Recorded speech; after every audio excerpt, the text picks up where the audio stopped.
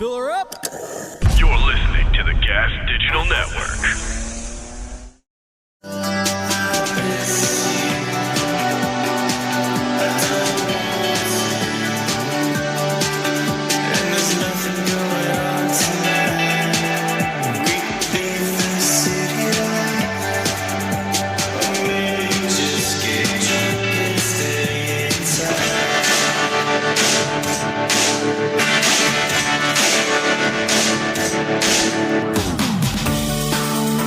Good afternoon, Michael Malice here. Let that be your welcome for the next hour. We have with us a special guest. It is Amanda Lenox.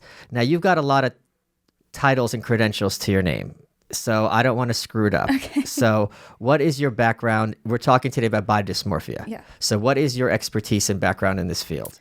Well, okay, so the credentials just, so they're straight. I'm a licensed mental health counselor in New York State, and I also have a national certification as a certified psychoanalyst. So technically, I don't have a license in psychoanalysis in New York State, but around the country, I could be known as a certified analyst, technically. So you specialize in this issue. Yeah, well, I like to say that I have an affinity for it. Okay. The body has a lot of complex features to it. How we organize ourselves around our bodies is a major part. It's pretty much a third of how we interact with ourselves and the world. You have the pathway of least resistance. That could include the body, mind, and emotions. Sure. So my, I guess, affinity for it is that I don't even know how to explain exactly, because it's just something that I naturally enjoy talking about with people. So when they come, it's just a part of their process. So can you explain to the audience what body dysmorphia actually is? Sure. Well, it depends on who you're asking. If you're asking someone who reads the DSM, they would say that it's a preoccupation with the body in some way that the person perceives is technically wrong, or like it disgusts them, it disturbs them. It's not how they would want to be existing in the world. If you were to ask a psychoanalyst, they might say something a little different, but along the same lines. What about you? What's your view of it? How would you describe it? Yeah, I guess I would describe it as such, but it gets complex because when you start talking about diagnosing people, if you're reading the DSM, it's going to talk more about like how you fit into a category rather than it's like, what do you have versus, someone like me, I would say, what does the person need? This is like a symptom or an indicator that a person might need something, but they're not getting it. So what might that be? And then that kind of bridges us into the conversation with the client. So how would that conversation go normally? Well, it depends. Sometimes it might come up in the very first second when I bring them into the treatment room, they might be surprised that I don't want to shake their hand. I don't touch my clients. So if I don't reach out, someone who you don't touch your clients? Not at all. Oh, okay. Is there a reason for that? I think, yeah. Because the premise is to talk and to say everything, not to do everything and do anything. So it starts the foundation for the conversation to begin. Okay. Oh, wow. So you get into real taskmaster mode. Yeah. Okay. Yeah. Huh. You don't give up that energy normally. I try not to. I try to keep it comfortable. Well, that's not comfortable if I walk in and I go for a handshake and. Oh well, no. If somebody reaches out, I'll shake it back. But I'm not going to be the one to initiate that body movement. But for someone who has body dysmorphia, that could become a huge issue very fast. They might sit down and be like, "Why didn't you want to shake my hand? Do I disgust you? Does my body disturb you?" And then now we're off to the races. It's immediately. Okay, so my body dysmorphia is nowhere near this level. So you're dealing with people who are really really turned up to 11. Sometimes. I actually had a conversation with a client the other day that they indicated something about it, and I've been talking with them for 3 years now, and I had no idea. Sometimes it takes people quite some time to warm up to discussing things that are really important to them. It could be a slight variation of their day. It could be the whole preoccupation of their day. So what's the difference between someone who has body dysmorphia and someone who just wants to look good?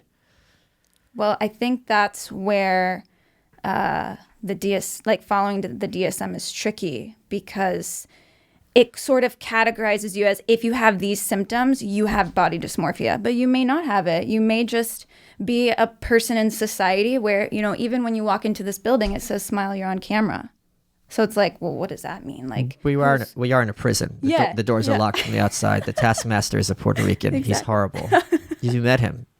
We're running late because of him. I got you.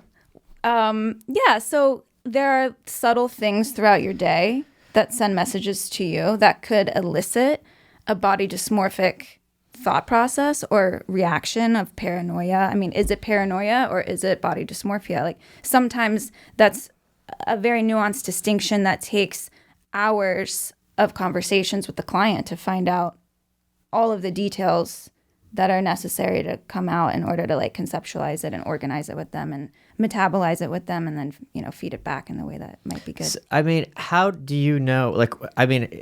At this point, having talked to so many people, you must have little heuristics in your head, right? I mean, I would think that there's a big, there's kind of two paths you can go down mentally, which is, okay, this person is to some extent removed from reality, or they're just annoying and want attention. Okay, I like that you said that, because that's the need. What do they need? Oh, I see. And so then you can start saying, well, who didn't give them attention? Is this really about the body dysmorphia, or is this really about something that they didn't get? We all have what we like as psychoanalysts, we like to call narcissistic supplies. We all need that growing up instantly from birth. When you're an infant, you need to be gratified narcissistically by your caretakers in order to then start to build an identity, and then go out in the world and start doing things and doing good things, cooperatively around town or whatever. And so if you don't get those things from your parents, then you're going to constantly be seeking that elsewhere in your life throughout your whole life. You might have a serious issue and never feel gratified in that sense. And as an adult, that's not usually accepted or condoned by the larger society. They want you to go out and conduct yourself in the world with the least amount of narcissism. But if you didn't get what you really needed at the early stage, you might still be searching for that. Okay, so, I'm going to give you some of my crazy disorder thinking. Okay. And I think you're going to tell me that this is actually stuff you've heard before. Okay? Okay. Well, it may not be, but we'll see. Sure, we'll find out. One of my concerns with getting body dysmorphia treated, is that the correct term, treated? You could say that. Well, what would be the preferred term? Processed, maybe? Okay. Is that it'll make me feel comfortable being fat. So there's secondary gain, perhaps, to having it. Yeah. That's, so it's it's the kind of thing where it's I don't know that I would want it to go away. Right. So maybe you don't make it go away.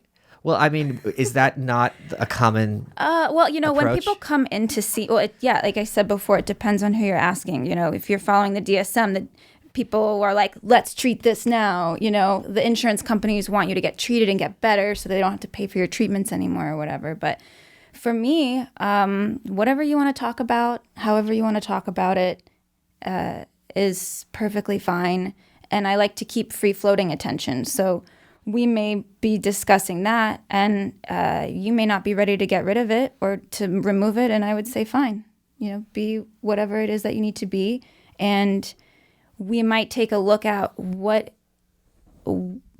as far as work, love, and play, what's not sitting well for you in those three areas, and that's what I would probably then suggest we start with. Or not even that at all. Just tell me about your life, tell me about who you are and what's going on. Okay, that's interesting. You don't have to have a goal to get rid of something if you like it. But I mean, isn't that the problem with having one of this kind of disorder thinking processes, that you like it, but it's actually insidious? I think the problem is if it keeps you from doing things that you'd like to do with your time. Okay. So trying to work that out so that it doesn't inhibit you or freeze you up. But if it is freezing you up, then we would probably talk about it. But maybe in a way that is easy, slow. I don't usually suggest my patients talk about anything that they don't want to or want to get, if they don't want to get rid of it, then I don't usually touch it. So I feel like I'm basically cured. Yeah. Because I don't want to get rid of it. And I think I like it that it's one of the things I think people don't understand is that eating disorders are often closer in many ways, I think, like OCD, right? And it's about a sense of control rather than about the literal food. It could be. Okay. But, we're symbolic creatures. So food, control, like it could all be obsessive compulsive. But what is obsessive compulsive? Like, where is that coming from? Like, and usually, people will come in and they'll say, like, I don't really want to talk about my past. And that's fine. You don't have to. But finding the origin of where something started would probably be helpful to guide us as a compass along the way. Like, who, in your life trained you to be this way? What happened to you along the way? You might start getting into schools. When you go to school as a kid, you have to raise your hand if you want to go to the bathroom. So now all of a sudden there's a distortion. I have to go to the bathroom. My body literally has to relieve itself. But now I have to have a schedule or permission to go do that thing. So is it really about the obsessive compulsion, or is it about who were your teachers and what were they doing with you? Well, you're not going to find me sympathizing with teachers at all. They're when I was on tour we met at an event for We the Internet, and I went on tour with Lou Perez, who's been a guest on the show 2 weeks ago. And when we were in Phoenix, they had a college professor on the panel with me and Lou. Nice guy. His name was Bobby. And he was talking about this plan that some of these politicians have to have debt relief for universities. Mm-hmm. And he said he was against it. He's like, I don't really think, college debt forgiveness is really, the correct approach economically. And I said, yeah, I agree. When it comes to universities, we shouldn't be talking about forgiveness because I think there's a lot of really dark and insidious things that come through our schooling. And I think it's by design. And that's a great example that you're talking about, that kids want to go to the bathroom and they can't just leave. Yeah. And, I guess a teacher might argue like, oh, well, I have to watch all of these kids and I have to make sure everyone's safe and it gets back to the classroom. And if they just go at will, like, where are they even going? Do I even know? You could argue that, but at the same time, I think there probably could be a better creative solution. And I don't think they've ever actually, one time a teacher did tell me no in second grade and I peed my pants and we almost got her fired. Wow. Yeah. So I was going to say, I've never seen a teacher say no, because what had happened was previously, I don't have any pee issues, by the way. This is just one of the things that made me realize how horrible these people are. I had thought I had to go like a previous time. I went you had to have a buddy. We went instead. I'm like halfway through the bathroom, like, I don't need to go. So I just had a drink of water, came back, and like this upset her that I was so quick. And she's like, now you're not, or maybe I don't remember what the reasoning was, but I wasn't allowed to go to the bathroom, blah, blah, blah, blah, blah. Wow. Yeah. And and you may not have like pee issues, or you might not have something that comes up about actually going to the bathroom, but how they handle you or how they shame you or make you feel guilty or feel bad about whatever occurred when it was really maybe out of your control or awareness, or it just seemed like it was like a natural event that happened in that moment. That could have a lot of implications too. So shame is a big one that's usually underneath body dysmorphia and body-related, preoccupations. So you have a background as a dancer.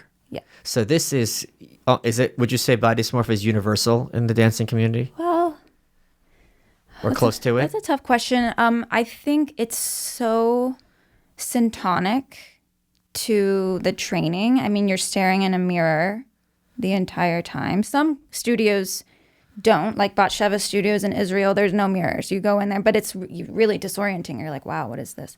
But most of the time you're staring at yourself. You're wearing the ritual of what you wear when you're a dancer is very specific. Sometimes you just wear leotard and tights. So, I've had teachers shame me for my body weight in my classes. How did that? Looks like the table's turned. All right, let me sit like you. Yeah. So I'm not going to handshake you. Tell me, what did they actually literally say? Oh, I don't want to throw anyone under the bus. This is the right place to do okay, it. good. Yeah, okay, then fine, I'll do it. Yeah, just after Lewis. I had I had a teacher who, well, she was like looking at my food. Well, how old were you roughly? This was college. Okay. Actually, my school growing up in Dallas was a very ethical program. So I have a lot of love for them, and they never made me feel bad about myself. So when I got to college and I went to a dance school for my bachelor's, I was so confused as to why they were. I know one professor would go around and mark on people's bodies with a Sharpie, like where he wanted them to lose weight. Wait. Hold on. I thought that is what they told us at college. The sorority girls did to the pledges. I didn't think that was the real thing. Mm-hmm. And he should also know you can't lose body fat in a specific place. That's not how body fat reduction works. I agree. So now you have a bunch of confused Wait, students. it's not to agree. This is indisputable science. Yeah, like indisputable. you can't just say I want to lose the bingo wings. You have to lose it everywhere. Yeah. And it may not even come that way, like just depending on your body type. But then I had one. Wait, he did this with Sharpie? Yeah. It never happened to me, but I heard all of it, all about it from all my friends. From all their fat friends. Yeah. No. Beautiful bodied people. If they were so beautiful, why are they covered in Sharpie? They looked like I guess you have to ask they looked that like guy. Trudeau by the time he was done with them, just covered in black. I can't. Yeah, I had a professor tell me before a show, he demanded that I was wearing a leotard and some like sports pants or whatever, just some joggers and a sweatshirt. And he had told me, I want you to cover up as much as possible with heavy clothing because I want you to become more flexible. Staying warm and, because sometimes dancers wear very little clothing. So he was like, this is what I want for you. I want you to like become more flexible and this is how I want you to do it. And then I started doing it and he pulls me out in front of everyone and he demands that I explain to him if I think I'm fat. And in front of the whole class? Yeah. And this is college? Well, I don't want to say too much about it because it might reveal who the person was. But he's not listening to the show. He might. No one is. So yeah, he asked me to strip down as far as I could and show everyone my body and then explain to them what I really thought about it. And I was terrified beyond belief. First of all, I'm like, why am I taking off my clothes that you told me to put on? He was saying like, I want to know what's going on underneath there. It was just so humiliating and so disturbing. That was when I started to like fall out of love with dance. Oh my God. Yeah. So then I, slowly, like there were more, experiences where he would throw things at people. Well, like butter? Like coffee. Oh my God. Yeah. And like one time we were in rehearsal and he threw a clipboard and it shattered everywhere. And I was like, what? Where am I? And that man's name was Amy Klobuchar. I won't reveal the name. Okay. But yeah, so I was like, wait, I'm sorry. Okay, hold on. Shoes on the other foot now. Now it's getting good. So how far did you strip down? Like to bikini, basically? I took off my sweatshirt, and then I refused to take off my pants. I said, I'm just gonna give. But you were this. you in your bra or in a shirt? I had a leotard on, and then I had pants over the leotard. But I took off the sweatshirt, which was, And everyone's staring at you. Oh yeah.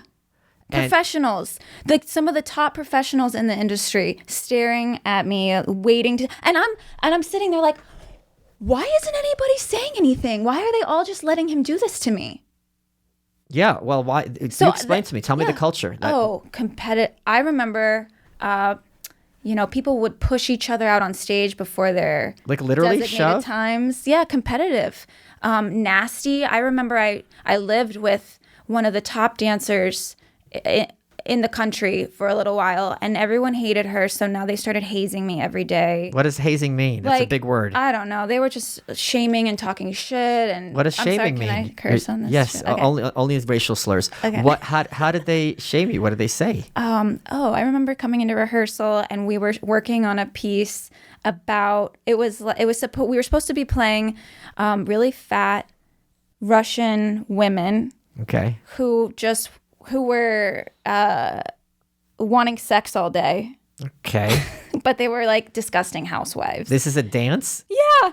So how are you going to convey this? Are you fingering yourself on stage? Sorry to get vulgar, but how do you convey horniness? Thank you. No, you can convey that, but like on me, I don't look like that. Right. And I was doing my best, and I don't identify as that. So you're casting me in a role that I really probably don't belong in. Okay. And then they Wait, is this a subtle jab at me? Are you saying I'm a horny No. fat Russian? No. Because I do feel fat, and I am Russian, okay, no, but I don't know if I'm that not particularly at all. horny right now. Don't worry about that. Okay, well, I'm picking up subtext. You You're a psychoanalyst. You didn't want to shake my hand because you think my body's disgusting. I have cum gutters now. You know that. I know. Yes. And by the way, I Googled what that was. Yeah. And they're awesome. It looked awesome. It is awesome. I can't wait to see it. Yes. So, yeah, they would call out, like I would do the run through, and then Wait, how could you be a dancer and not know what cum gutters are? Like I thought you guys would know what those are. I don't know. I live under a rock. I'm under a psychoanalytic rock. Okay. I'll shut up. Okay. So anyway, you were being a fat, horny Russian lady. Yeah, trying to be. And I was failing. I was trying my best. They were like they were telling me, you're failing miserably. You're not going to go on stage like this. And I was like, great. I didn't really want to do the part. Were you like trying to improv it, or was it choreographed? No, that was choreographed. Okay. And afterward, I don't want to throw anyone else under the gutter either, but someone else in the company was like, must be nice to be so pretty all the time. Oh my God. And I was like, Did you say it is? I just... That's the answer. It is. Ask your dad. That's the correct answer. Yeah, I was so, I was there to work. I was there to do the job. Or and I just don't worry, couldn't. you'll never have to worry about it. That's what you tell them. Yeah. Oh, yeah. Oh, I'm going to use that next Yes, time. this is what I do. I'm going to keep you in my back pocket. Yes. What would Michael Malice say? Yeah, if people come at me on Twitter and say, oh, you're such a douche, I go, yeah, because I get inserted into your mom. Yeah. That's the line. And it's filthy. I love that. That's great. Yes, it is. Yeah. And So, it ruins but their day. at the time, like, I don't know. I'm a girl from Dallas. I'm just there to do the job. I'm showing up to work. I'm eager. I'm like trying to do my best. And here all these people are just making my life utterly miserable. But how did that affect like your eating? Did that give you food issues and God. eating issues? It must have. I gained so much weight. Oh, you gained weight? Now you fit the part. Yeah. So it worked. How about the that for process psychoanalysis? worked. The process, they knew what they were doing. I must gain weight. I must get fat and ugly so that no one hazes me on the sidelines at my job. But then you could play the Russian lady. Exactly. Because she was fat. Yeah. So Wait, so how much weight did you gain? probably like 10 pounds. But on a small dancer frame, that's no joke. Huge. It was very difficult for me to like do things that were wow. like that. Usually it would be very seamless for me, to like. What was execute. your emotional seamless? Was that the word? You're just ordering all day. What was the emotional eating that you did? Was there like a favorite It thing? wasn't that I was emotionally eating. It's just that I wasn't consciously eating things that actually were healthy for me. Okay. I'd eat like popcorn, like whatever was quick and easy. And I was like, Hot Pockets? no, Okay. not so much that. that's really bad. But lots of I loved popcorn at that time. Popcorn is a liar because it's light, so you think it's not going to be calorie dense, and know. it's very calorie No. dense. So I would think like, oh, I'm just gonna eat something light before, no.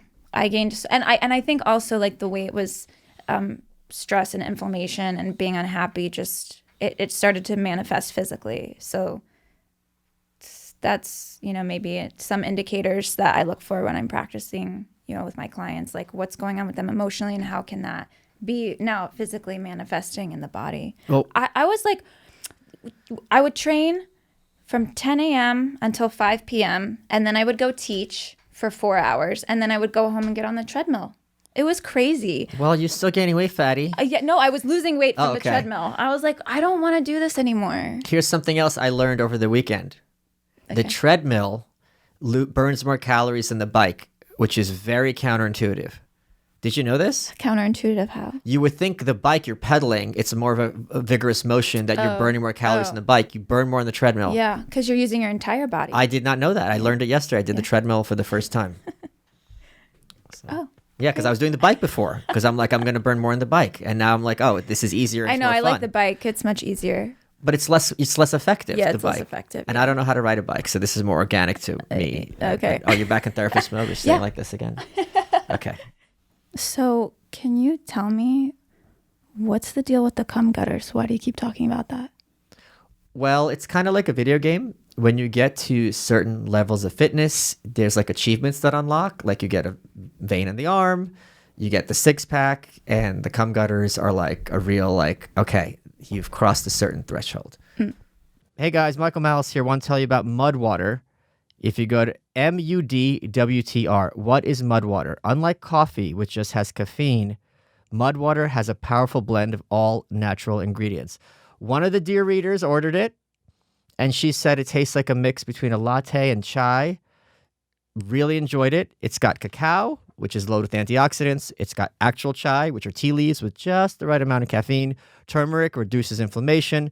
Cinnamon helps suppress sugar cravings. If you go to mudwtr.com/welcome and use promo code DRINKMUD, you get 15% off. That's not bad. So here's what you do. You can add their coconut milk. You can add their MCT oil for a mud latte. You could add almond butter for a mud shake. You could add ice to replace those iced coffees. Does your coffee have all those ingredients? It does not. Can you order that at a coffee shop? You cannot. These are high-quality, mood-enhancing ingredients. Yes, they have mushrooms in it, but they don't have those mushrooms. So let's calm down. If you go to mudwtr.com/welcome and use promo code DRINKMUD, you will get 15% off, and you'll be telling me you are welcome. Let's get back to the show. But tell me more about like when you're so there are things that you must hear that ring bells in your mind. So if someone's listening to this, what are things that people there goes the feed. What are things that people say that you're like, okay, this is classic body issues? Yeah, I think is it being Anna Navarro? She's going to play William Howard Taft in the upcoming biopic. Oh, you don't know who that is? No, it's okay. It's to your credit. She's a horrible swamp walrus. Oh, okay. Now I want to know who she is. Yeah, you'll Anna Navarro. Yeah, William. If you'll pull it up, you'll be like, this is just William Howard Taft, and because the two are literally identical. Okay, all right. I'm going to check it out afterwards. Yeah, I think about it like, you know Magic Eye from the newspapers, like back in the day? You mean those at the bookstore? No, they'd be in the newspapers. There was like the kids section. Yeah, but there's like those prints that have this repeating pattern. Yeah. You look like, I told you when we met, you look like Lady Keir, the singer from Delight. And now you're referencing Magic Eye, which is a Delight thing. If you change your focus a certain way, it becomes 3D. Yes. And you'll see shapes in it, which I could never do, I guess, because of autism. I was obsessed with that as a kid. Okay. I couldn't wait until they came out in the newspaper so I could do it and see what the image was. And that's basically how I run my practice. Like people will say things like, and it will pop out and I'll be like, oh my God, this is so crazy how this is all lining up and connecting the dots. So I guess to answer your question, what are some things that come out? It depends on the person, but I try to link, in the first 5 minutes, you find out everything pretty much. Really? Yeah. I mean, the first interview is basically what is going to be the baseline for their entire treatment. But it takes, a lot of people say it takes 3 to 5 years for characterological change to occur, but I think it's more like 5 to 10. So wow. Yeah. What does that mean? That term you use sounds like that's a technical term. Characterological change. So like whatever someone's coming in for may not always be what they're really coming in for. Okay. They may have a complaint, but you may find out along the way that there's like other things. But your character structure, like for example, someone might come in and say like, people say I have resting bitch face, and they don't like me, or like, I find that people don't like me a lot, and it may not be true, but the work towards working on that and changing that might be a characterological defense. Like why is there always resting bitch face? Like what is that protecting? So to work on that and to like have what's so integrated into a person's like the way that they operate, that's so integrated in their psyche that they don't even know it exists. To get that to a new place takes a very long time. So some things reveal themselves in time that might not always be what the person originally starts with. And that can get tricky because then you start to ask yourself like, well, is this really what we should be working on here? Or how do we even know? But as they start going along, if you do an intake on someone. What's that mean? An intake is like, I don't ever do it in my private practice because it's psychoanalytically like counterintuitive. Like you would never do this. But at a clinic, that your insurance is involved, they want an intake done. So the person would come in and you ask them like dozens of questions about themselves, and then the clinic decides if they should be a client or not. Oh, interesting. Okay. Yeah. What are some of those questions? Well, first they want to know what's bringing you in, what's the history of it. Then they might want to know, like, have you ever been in therapy before, and what was that like? Do you have any health conditions? Are you on any medications? What was your family like? What's your relationship with your family? Your job history. You know, it's funny because the clinic that I work at, when I run this, I'm always surprised that there's never any questions about like, what's your relationship to your body like? You know, Yeah. How do you eat? Like, there's some missing features to it. So what an analyst would do is like, over the 10 years that you're working, or whatever, lifelong, you're going to get to those things eventually. They're going to come, there's going to start to pop out. But yeah, so you're always going to refer back to the first session. Like, what happened in that session? How did they come to us? What was even like the first phone call? Like, how did a person knock on the door, basically? And that will tell you all about the person. And even when a person progresses, they're going to go back to the baseline. Like, when they get tired, you know, when you're talking about your psyche for 45 minutes, you're going to bounce around from maybe lots of different diagnoses. Sure. But so that's like where you start. And then as they go along, you know, different things pop out. They might talk about something differently than they did in the first session, or, you know, in the earlier sessions. And you're like, wow, they're talking about this so differently now. So we call that progressive communication. Okay. As they go along, you're going to watch how something evolves in the details of what they talk about. What would be the clinical term for a Puerto Rican who lets his show run late when a very important show is supposed to start on time and the host is already there and waiting with his guest? Well, I don't know if it's a clinical term, but I would probably say that sounds pretty uncooperative. Do you think it's a power move? Oh, for sure. Yeah. What would you call it if such a person self-identified as a snake, a rattlesnake? Wait, what? Yeah, if that person further called themselves a rattlesnake. I would take that very seriously. Okay. And I would take that as literally as possible. Like, yeah, cold-blooded, yeah, venomous. Exactly. And lays live young. So there's something that we call credulity in the psychoanalytic room. Meaning don't trust a Puerto Rican. Or this one specifically. He's a snake. He calls himself a snake. He's telling you exactly what you should know. Yes. Okay. So I'm gonna talk. The other owner of this network is a Frankenstein's monster, so we're gonna see who wins in that fight. Oh, can I be invited? No fatties. Sorry. Oh, damn. Sorry. You gained 10 pounds in your house. I might come creeping through the window. By the way, I do know the cure for resting bitch face. Okay. You put them on the treadmill, and now it's active bitch face. Problem solved. It's easy. All right, let's see what else I can cure with you. Okay. All right, klepto, you're a thief. Do you take things you don't need, like Winona? Well, I would really like to take the cup. You can have the cup. So we'll give you the cup if you want it. Yeah, absolutely. Yeah. Do you get the? I was gonna take it even if you didn't. Klepto. Yeah. And is that a klepto move or is that a power move? No, let me ask you something. Yeah, sure. How did you know? Know what? How did you know that was maybe relevant to me? What, the mug? The kleptomania. Oh, I see it in your eyes. Yeah. Yeah? Yeah. It wasn't just like like, what do you see in my eyes? There's something going on there. I asked Lou about you. Oh yeah, I did. Yeah. Oh, I did my homework. What did Lou say about me? Klepto, resting bitch face, facts. In that voice. Lou, I'm coming after you later. Oh, he knows. Oh, I'm sure. The doors are locked. Yeah, he has to protect his newborn baby or imminent newborn baby. We're actually gonna go see Netherlands Dance Theater on Saturday. From the country of the Netherlands? Yeah. Oh, okay. My favorite dance company. That's very cool. Yeah, Lou and what Michelle. makes them so good? No fatties. No fatties. The way they move their bodies in space is just well, the choreography is brilliant. They only work with the best choreographers in the world. I mean, I'm projecting that probably, but they are. And the artists that work for them are just undeniably fantastic. So can you tell me what's the deal with the cum gutters? Why do you keep talking about that? It's a term that I didn't invent, but I like being someone who is popularizing slang of any kind. And it's especially going to be awesome if I get to popularize slang that has to deal with fitness, because then people will think I'm in more shape than I really am.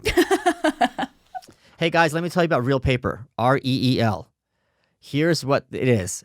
It's very soft, 3-ply toilet paper delivered straight to your door.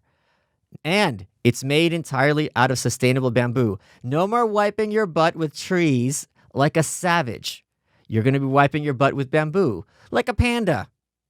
Here's the best part about Real. Not only do they make the most comfortable toilet paper, they also give back because it helps people in need get access to clean toilets. We can laugh, but hygiene is a major vector in terms of disease. You're saving lives. If you go to reelpaper.com and use code MALICE, you get 20% off a single purchase or $10 off your first subscription box. And you know what else? Free shipping. Do you not want to try 3-ply bamboo toilet paper? I do.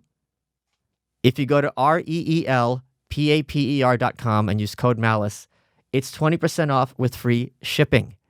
2.4 billion people don't have access to a safe toilet. I know I don't feel safe in the toilet here at Gas Digital, but that's not Real's issue. Let's get back to the show. You know what? I got a really serious question to ask you because I've been having an emotional problem and you might actually have insight. I'm not joking at all. Okay, tell me. I sit on my ass on my Twitter and I write my garbage tweets, right? And I do this stupid show for jerks and I write my books, right? A lot of times and increasingly, I will have fans come up to me at events and they tell me that I have helped their lives profoundly in a positive direction. And it is very hard for me to emotionally reconcile these two things because their extremely positive output is not, to me, a function of my input. Whether this person did or didn't exist, I'm still sending out my garbage tweets, doing this shit, and writing my horrible books, which are filled with typos, right? So, at the same time, the data is true that there are, let's suppose, even 3 people who, like, you've really changed my life so much for the better. But at the same time, if someone walks around and says with a straight face, I've changed people's lives for the better, that person should be drowned immediately. So I'm kind of joking, but I'm serious that this is emotionally difficult for me to deal with. My mind just went to a lot of different places. Okay, let's hear it. I mean, yeah, so these are the things that might pop out. Like, what sounds like you feel like it. I mean, I don't actually like to say things like that. No, say it. I don't like to make interpretations. You're going to call me fat, weren't you, because of my disgusting body? Yeah. No, I was going to call you an imposter. Well, there is a bit of an... I know you're talking about the imposter syndrome. Yeah, people say that a lot, you know. But I'm literally speechless, which never happens. So I don't know what to tell you. So please. That's exactly why, as an analyst, like, you're not supposed to make interpretations.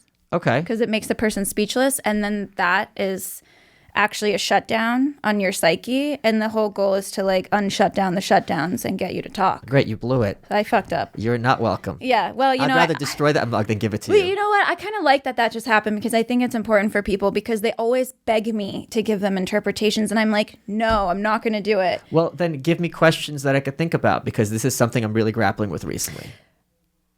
Yeah, well, what do you think exactly is the dilemma here? The dilemma is it is probably the most extremely pompous thing for someone to think about themselves. That they're helpful. Yeah, to this extent. And what about that is pompous? Because if I ever heard someone say, I know I'm thinking of a very specific person and she's an evil person. I'm a healer. I'm like, I'd rather be with the Puerto Rican rattlesnake. And that's saying something. Because he's horrible. Yeah, most people don't really like to be told what they are or aren't, I would think. Okay. That's like stimulation that's coming at you from all corners of the globe. I mean, people know you and you're stimulated all day long by people, in your form, like in the different forms that you are, whether it's online or in person. And sometimes you don't even know the person. They just walk up. I mean, I saw at the show after, I felt so bad. I was like, wow, he's just bombarded right now by people. Oh, I trained them very well. Yeah, but you get off stage and now 20 people are waiting, begging, to talk to you, but that can be very stimulating to a person. It can have a lot of adverse effects too. Sure, but I'm just that I can handle. That's part of the job, right? And actually, I've never really had a bad, with two exceptions, like bad fan encounter. Like I mean, if you look at the numbers and how horrible most people are, to have the number be 99.9% positive is unheard of. You're not even like a food that you like is going to be positive to that extent. So I'm very, very lucky in that regard. Great. But it's just the emotional thing that, like, there's a girl named Bridget Fedesi who you probably don't know. She's a podcaster and she lives in LA. I'm in awe of her. Okay. She used to be an addict. Now she's sober, extremely humble, plays herself off as like not really knowing what she's talking about. She knows what she's talking about. She's really bright. We're very savvy, I'll say. Maybe she's not particularly informed on certain issues, but she knows what she doesn't know, which says a lot about a person. I'm sure you agree. And she called us like accidental healers because it's like all we're doing is just running our mouths, and then this is connecting with people. But it is an accidental healer. Yeah, I feel like I'm just finish my one thought. I'm sorry. Now I'm doing the opposite of shutting down. Now you've unlocked something. Great. I feel like it is wrong, and I might even say sick, to take credit for helping someone when they're really the ones who did the work. Like if someone tells me what to do at the gym, I'm the one who's putting in the work. Okay, I'll shut up. Okay. And shut down. And go back to thinking about food, as I want to do. Well, neuroscience shows that brains grow in relation to other brains. Okay. So literally, you are, as you're like talking to people, you are offering them a platform for their brain to develop. But I'm not talking. I'm talking, and there's not a conversation. Do you see what I mean? Wait, like if I'm doing the show, I'm not talking to the audience. I'm talking to you, and they're hearing it. If I'm on Twitter, right, I'm either yelling at someone, humiliating them, blocking them. But it's still a relational experience for them, even if you're not. Not talking for me directly. though. That's the disconnect. Yeah. That's why this is tough. And also, I hear how it sounds like, oh, boo-hoo, it's hard for you to deal with you helping people, but it's like it's just weird. Mm-hmm. Yeah, they have a whole life you don't even know about. Right. Is it possible for you to let it rock? What does that mean? Like let it roll? Like okay, that's just a synonym. I need a definition. Is it possible for you to just go with it and allow it to just be how it is? No. Oh. No. So what should we do about it then? I don't know. That's what I'm asking you. Well, I mean, we're not in my clinical room. Sure. But if we were, I would just have you talk about it more. Okay. Well, I'll give you an example. Mm-hmm. When I was on tour, this kid came up to me. I say kid, he's probably, 27. Mm. And one of the things I did some other episodes with this guy, Tom Woods, who's a very failed podcaster. Not a snake, though. He's a sweetheart. And we were talking about like suicidal ideation. Okay, yeah. And how articulate our minds can be.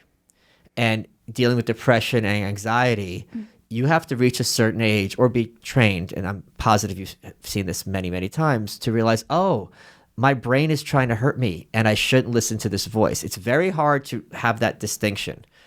And I remember one very specific example of this. It was kind of akin to writer's block. I was at the gym and I had like one more set to do. And my brain is like, go home. You got writing to do. You got this to do. You got that to do.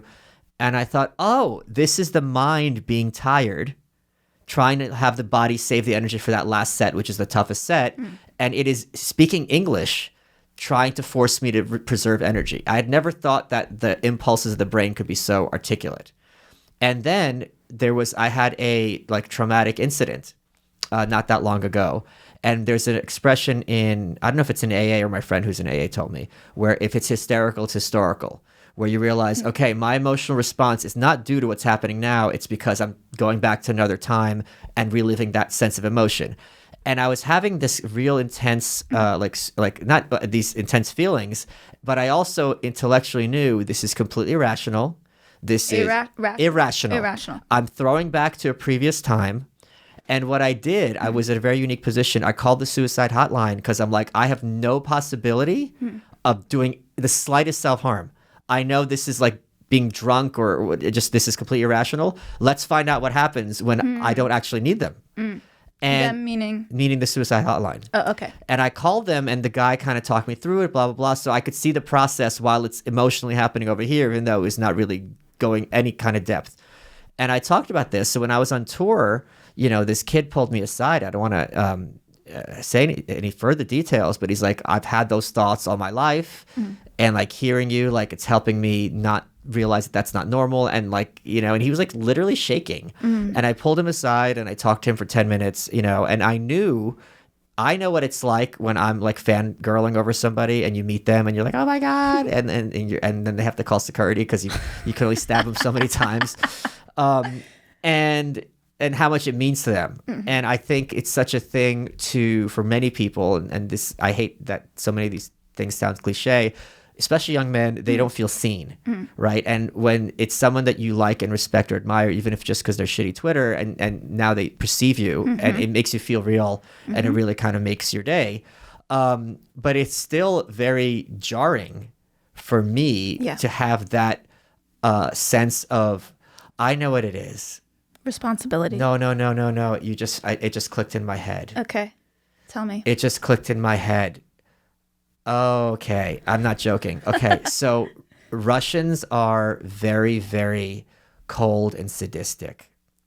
And I am not comfortable with having power over people because there's always a part of our brain that will use that as an opportunity for cruelty. That's if you're not an analyzed person. Yeah. Well analyzed. Wow, 10 we just years. had a breakthrough. Yeah. Some people in society, wow, this is disturbing. Okay. they get the chance to model to others. The analyst models to the patient how to live.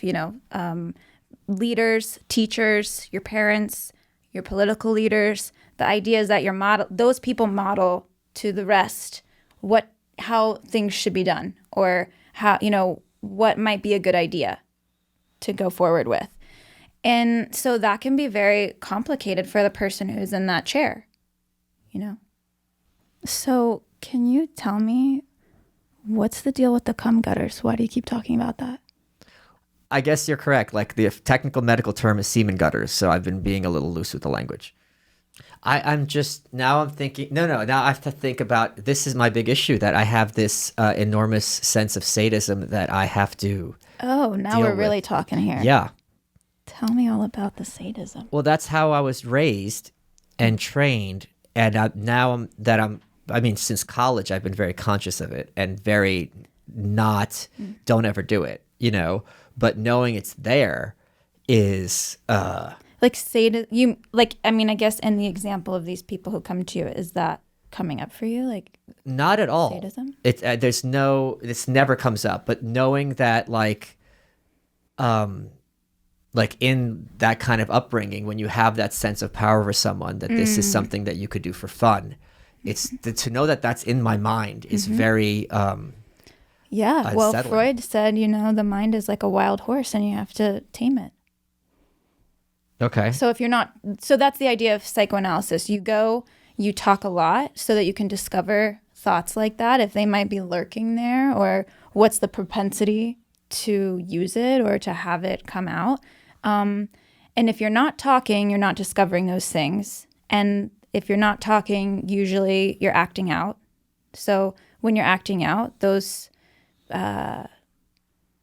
features of the mind that might be lurking there, they can bubble up to the surface because of pressure or resistance or transferences that you might have to other people, Like my head's spinning because now I realized one issue is resolved, like why I'm having this ethical dilemma, but now it's like this is even worse. Oh yes, welcome to psychoanalysis, which is what a lot of people can't tolerate about it, because once you start talking, the original thing we came to talk about was body dysmorphia, and now we're talking about so many other things. So yeah, because I'm under a 23-inch waist now, so that problem's been solved, and I have to wear a belt with these Japanese jeans. They're fucking sick. They're curved. The fans bought them. Oh, how lovely. Yeah. That sounds nice. Okay, now I know what to... Yeah, so it's the door that leads to 1,000 doors. Yeah. Welcome. So, what would probably happen? 45 minutes. I knew it. Let that be my welcome. We're on the 45-minute mark. We got 15 minutes more. Is this torture for you? No, this is... Because I like torture. We just talked about sadism. The doors are locked from the outside. No, but what I release the hounds. I have an internal body clock after 45 minutes because that's when I usually end sessions. Well, it's also because of dance, I'm sure. You've really trained your internal clock very well. I have a very strong sense of a schedule. Yeah. Now I'm like all discombobulated. I don't know what to talk about, which has also never happened before. Oh, what should we talk about? Well, this would be the time where I would say the session would come to a close, because after 45 minutes, that's usually when a person gets disorganized and discombobulated and doesn't know what to talk about anymore and gets frustrated. How do you signify that the session is over? Do you just get up and then start snapping your fingers?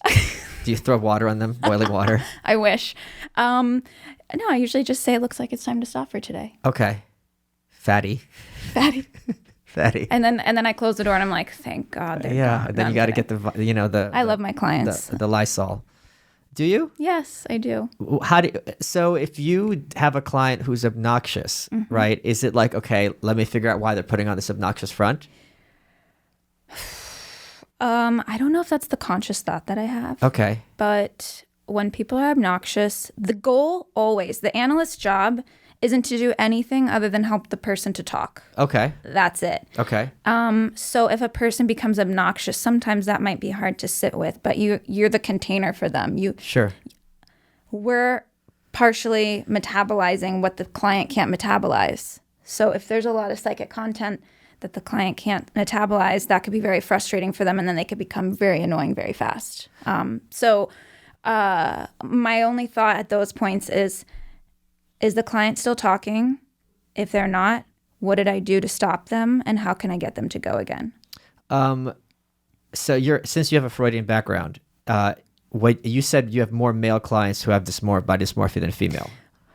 Well, I don't know if it's more, but men do talk about it a lot more, actually, than women. And it's always more surprising because, most people think that women are more obsessed with their bodies and, hair and makeup and clothes and how society pressures you or whatever. But men are almost like the neglected group here because it also pertains to them. Our bodies are scrutinized all day long in society. And I think women get more attention on processing that than men do. But yeah, it comes up. People in my practice are very concerned with their weight, men, how their muscles look, what women think of them, or other men think of them. It comes up a lot. So but in a Freudian context, right?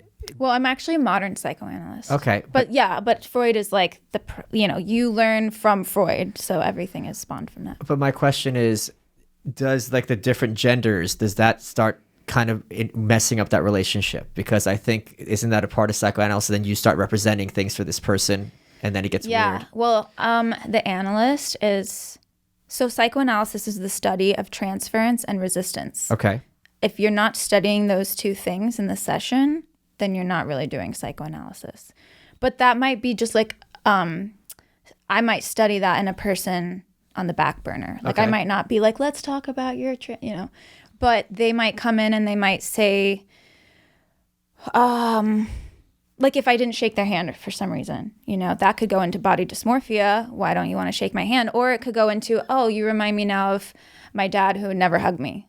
And so then you have, so transference is when you have feelings for one person. I'm gonna do mirroring. Yeah. Oh, so you're giving me some narcissistic supplies. Yes. It's all narcissism here. Yeah. Narcissism welcome. So yeah, you're those feelings that you would have for that individual that maybe were not processed or resolved successfully could easily come into the room. And so that's why psychoanalysis sometimes takes a long time, because resolving transferences can take a long time. And then you might, on a day of regression, bounce back and like start getting flooded again with your propensity to have certain feelings for particular people just with a snap of a finger. Do you give your clients homework? No, I'm not. Cognitive behavioral therapy tends to do that, which is not how I roll, because I try to stay the least invested in my client's life outside of the room. Okay. All I care about is what you do when you're in with me. And if the only homework I usually give is, If you think that you might not make it to the next session, to call me. Okay, I'm not your client. No. And I'm obviously much more important and interesting than anyone else to talk to. So what Truth. advice would you give to me now that I've had this big epiphany on how to grapple with it? Or On your pointers? sadistic nature, Yes, I was trained. to be sadistic. Yes. You know, it's funny because I don't get that feeling from you at all. I didn't get that feeling once. Sometimes the mask drops. Even then. There's another mask, Amanda. It's masks all the way Oh, down. now I want to like get in on that. Bring me in because I'm sadistic too. Deep Are you? down. Yeah, we all are. I don't think we all are. Well, I think a lot of people are masochistic. okay. And Massock, Massock was from my hometown. Okay. Well, yeah. All right. So then maybe we're not all, sadistic, but there's a propensity to be sadistic, and anyone could be, depending on your training. Who told you how to be what? What do you mean? Like your leaders are the people who train you how No, this is from my family. Yeah. Yeah. But again, what should I do with this information? Just go talk about it. It's pretty simple. But But I don't think most people are receptive to Okay. hearing about one's sadism. I feel like you're Not making, in the public. You're Go making me talk feel to- like Joker. What do you All I mean? have are negative thoughts. No. Oh, come on. No, you just go talk about it with an analyst. That's it. What? Okay. What's the cheap version? That's it. That is the cheap version. What's the cheaper version? Oh, Jesus. Start hurting people. Yeah. Immersion Act therapy. on all of your impulses. They're not impulses. That's the thing. Oh, okay. What are they? I would describe it more as I think a lot of sadism probably has to do with a sense of power, right? And Power struggle. Yeah, and a demonstration. Do you have siblings? Much younger, so I was raised as an only child, and both my parents were only children. I'm not joking. I don't think that's germane, but like in a Russian, I don't think it's just my household because I've seen other Russian families like this. Like any kind of weakness is used as an opportunity to like hurt the person. Where is that coming from? I have no idea. Well, you might like Lloyd DeMaz's work. He's a psychohistorian. What's his body mass index? I don't know. Why are you wasting your time talking about this guy? All right, yeah, we This don't have to fucker. talk about him. No, so tell me about his work. Oh, yeah. Well, he did a lot of research on the Middle Ages and how children were treated back at that time. The most sadistic shit you'll ever hear. Read it. It's great. And his idea is that so those children grew up and took care of children that they had. Then those children grew up. So he's basically saying we're all pretty much still figuring out how to get away from the sadism that was going on in the Middle Ages and probably before that too. Okay. We're still seeing that in our culture today. We're running out of time. What has been your favorite part of this interview? My favorite part is always free associating and having dialogue that goes in any direction. So I thought that was great. You are welcome.